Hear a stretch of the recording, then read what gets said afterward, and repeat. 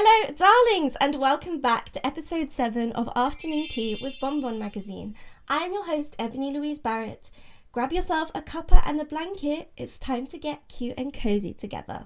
So today we will be reviewing the Cute Exhibition at Somerset House, the major new exhibition that encompasses all things cute, all things kawaii in the centre of London.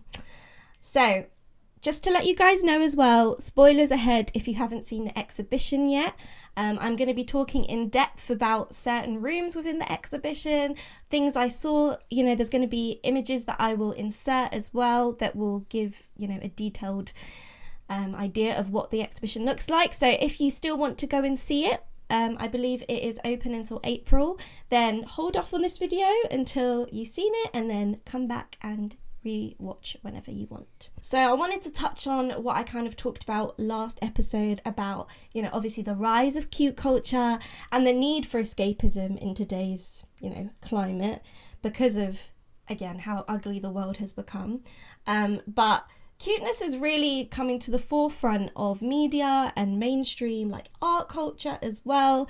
I'm really excited to see it be taken a lot seriously by bigger corporations and media and publications. Somerset House is such a famous, respected, renowned institution for all things art and creative. So it's really special that cuteness has made the forefront there. I think it's such a great space for it to be held in. I don't really see any other space fitting as well as Somerset. So yeah, I'm going to begin by talking about Hello Kitty's birthday because that is the kind of whole reason the exhibition has occurred this time, because Hello Kitty is 50. Miss Kitty White is 50 years old, but she's ageless because she's a cartoon character and she will forever be with us.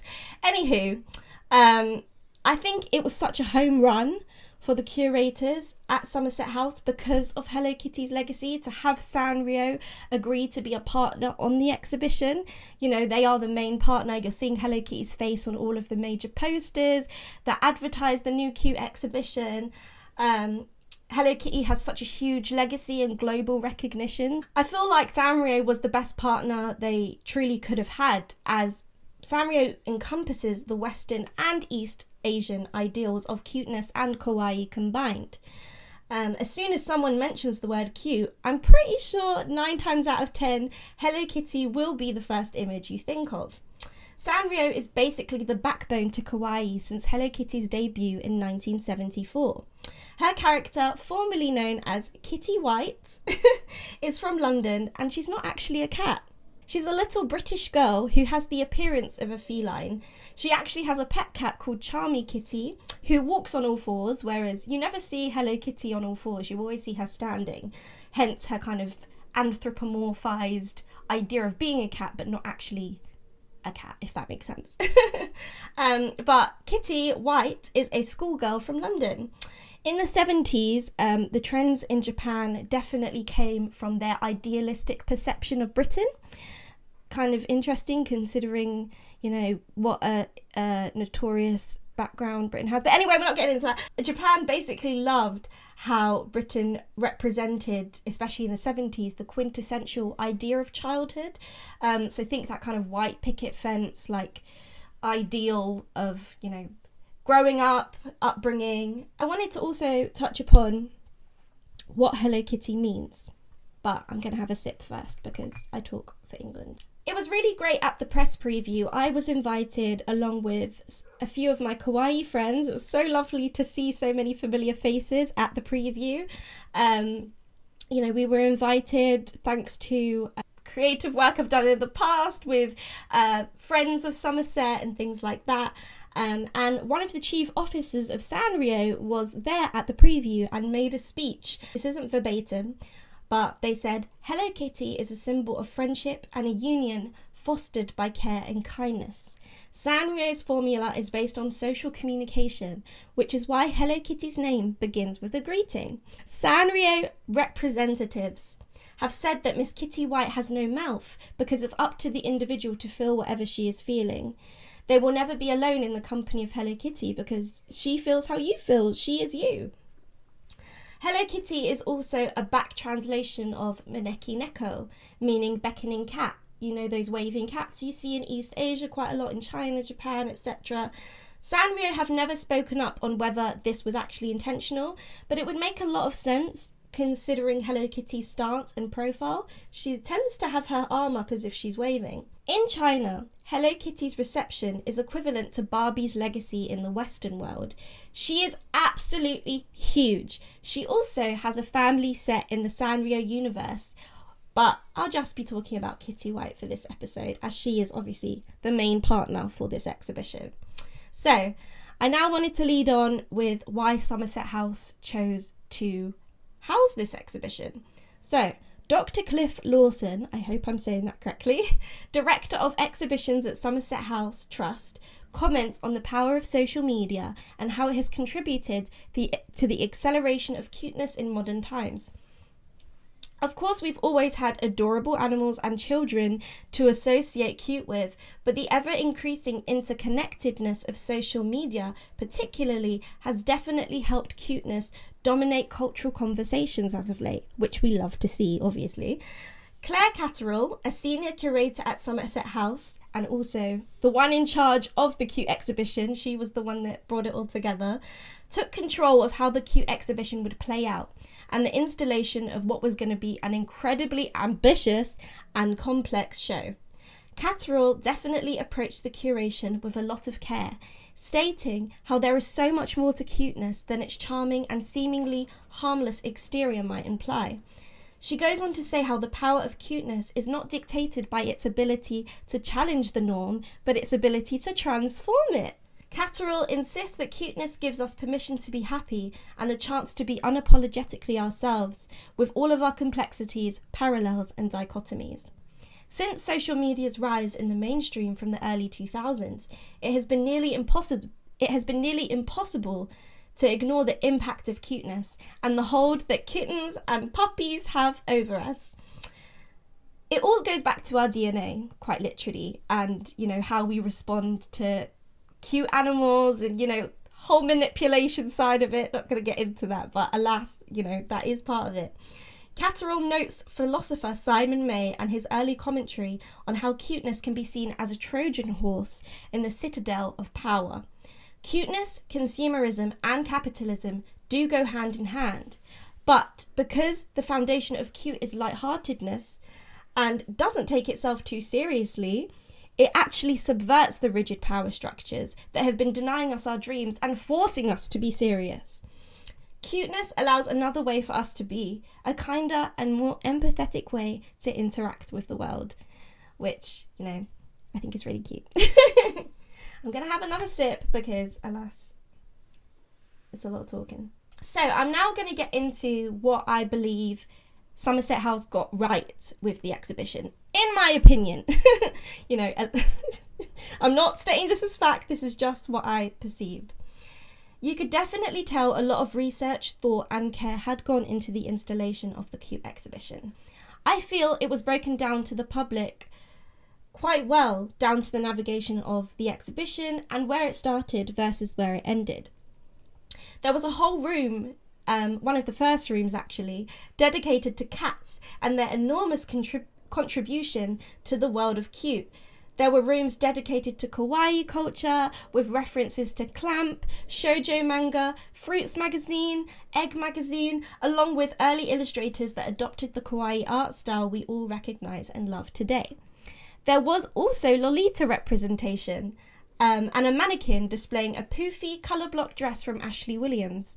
Another example of how kawaii and cuteness is making its way in the fashion scene, the high fashion scene as well. There were darker interpretations of cute, such as Monstrous Other, which was a display within the exhibition dedicated to the hybrids and dichotomies of ugliness and cuteness, old and young, and masculinity and femininity. There were plushies of Furby, along with Marmite character Hyang-Gyodon, also Sanrio, I probably butchered that, and fan favourite Gloomy Bear. There was a display all about the playful integration of cuteness through actual play and fashion expression. I saw Mr. Tom Nook, our Lord and Saviour, joke, Animal Crossing and a Sylvanian family's house, which was, super heartwarming and, very validating. There was also random fashion shout-outs, such as the 𝒚𝒐𝒏𝒐𝒏 big red boots, the ones that look like they belong in Super Mario Bros. Or Sonic the Hedgehog. They were on display along with a print of SpongeBob in a feather boa. Somerset House also had a gaming room where you could pose as a magical girl, and a sleepover room to chill out in, which I believed was... The room was dedicated to artist Hannah Diamond, who was one of the major artists part of the exhibition. I was incredibly moved by the beautiful Hello Kitty room. I think about it now and it literally brings tears to my eyes. Which consisted of cabinets filled with Hello Kitty vintage memorabilia and collectibles, along with a huge wall, which you saw as soon as you walked in, of Hello Kitty's face, made up of plushies of Hello Kitty throughout her many iterations and collections. The installation perfectly formed her face, with two black eyes defined amongst all of the plushies.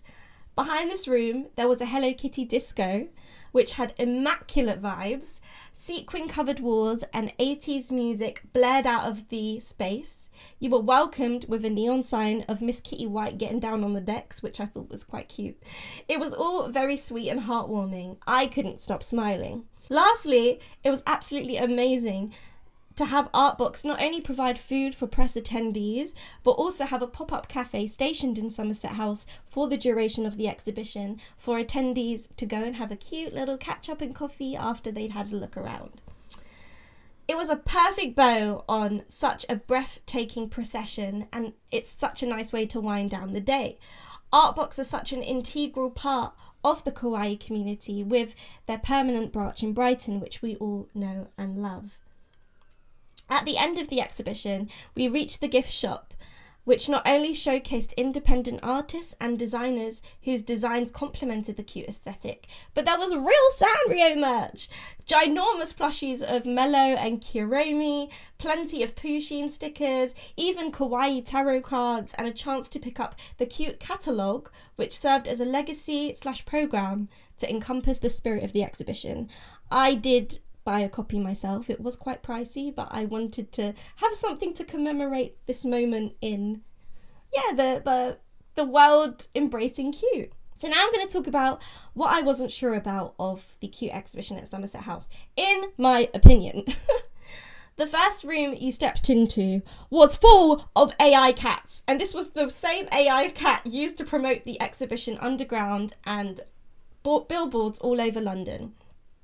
The use of artificial intelligence is still a very touchy conversation, because is there any real use of AI when it comes to creativity? It would have just been as easy for Somerset House to commission kawaii creatives like myself, like my friends, who were also invited.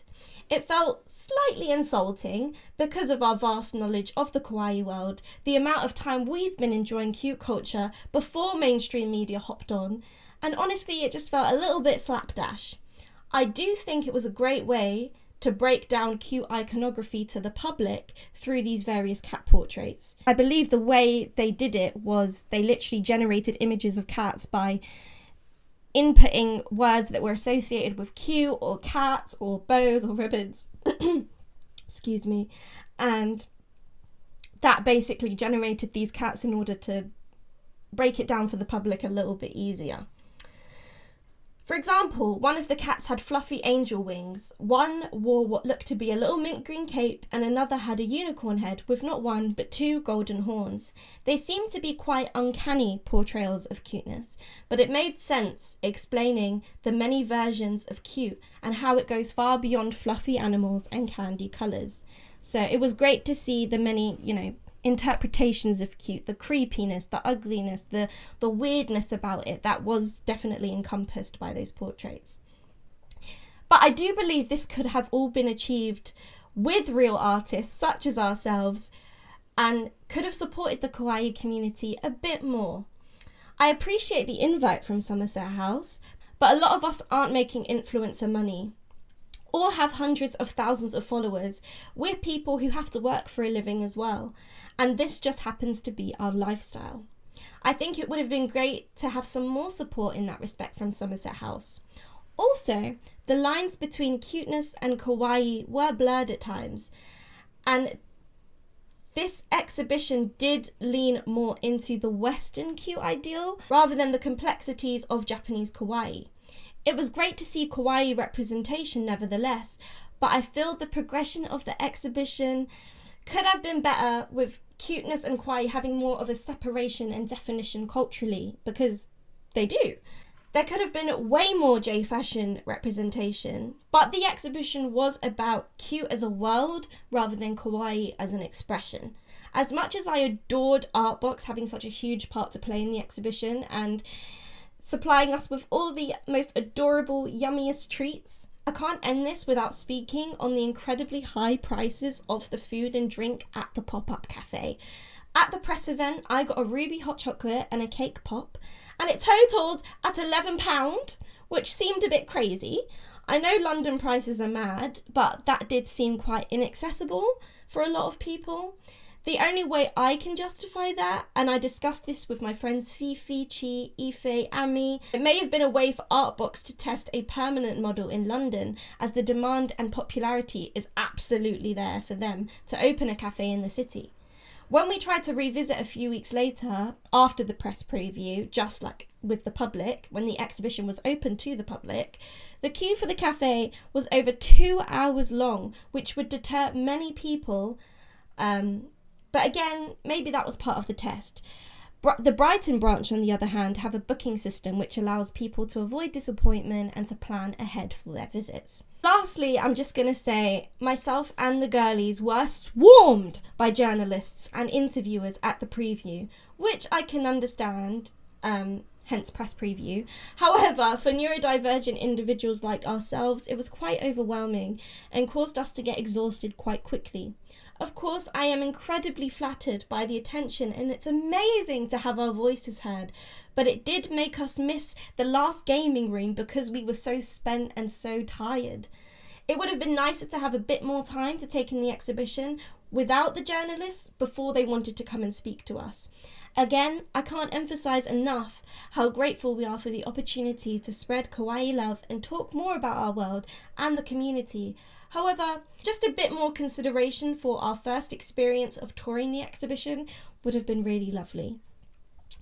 But after all that, overall, it was such a breathtaking exhibition, particularly Sanrio's input and the Hello Kitty room. It literally moved me to tears seeing her like so big, blown up, and people just admiring her. It was so special. It's so exciting to see cuteness on the map and kawaii being taken more seriously by the media and the art world. I'm so honoured to have been invited to the press preview along with my kawaii friends. I think overall it just would have been nice for the curators to reach out to the J-fashion girlies and for us to speak on our knowledge and experience of pre-existing in the world of cute. This is our world, this is our lifestyle, this is how we wake up and go to work every day, like it would have been nice for them to get a bit more perspective on our side of it. I think it would have added another layer of authenticity to the exhibition and given a platform to POC creatives like ourselves. It's amazing to see cuteness in the mainstream and, getting all the love and the attention and people actually, supporting the Sanrio peeps and loving Hello Kitty. But the community does contribute so much to the world of cute and to the world of kawaii. It's our lives, it's what we do, it's how we dress every day, it's so integral to us. So I think it would have been nice for them to take a few more notes from that.